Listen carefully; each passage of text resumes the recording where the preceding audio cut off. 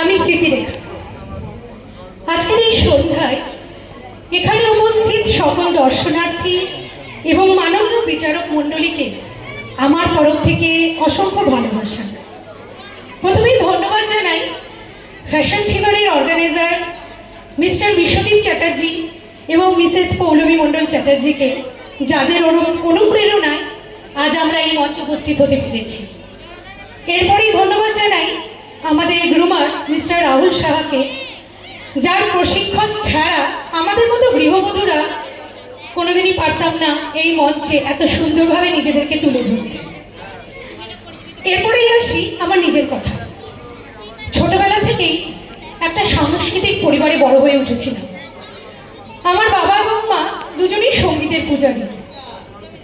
তো আমারও স্বপ্ন ছিল নিজেকে একজন সুদক্ষ নৃত্যশিল্পী হিসেবে গড়ে তোলা, কিন্তু সব স্বপ্ন সত্যি হয় না, তো আমারও হয়নি।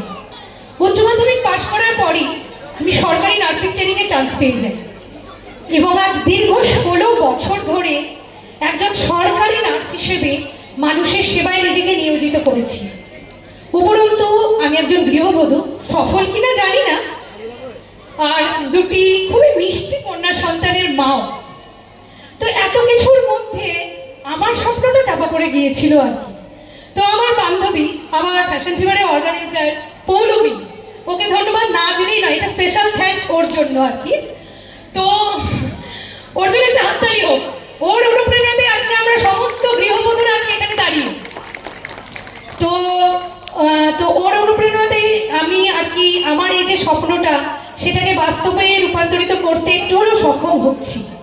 জানি না কতদূর এগিয়ে যেতে পারবো বা আমার স্বপ্নটাকে কতদূর বাস্তবে রূপান্তরিত করতে পারবো, তবে আপনাদের সকলের সহযোগিতা এবং আশীর্বাদের মধ্য দিয়ে চেষ্টা করব কিছুটা হলেও এগিয়ে যেতে। আর সবশেষে আমার সহ প্রতিযোগী এবং প্রতিযোগিনীদের আমার তরফ থেকে অসংখ্য ভালোবাসা এবং শুভকামনা রইল। ধন্যবাদ।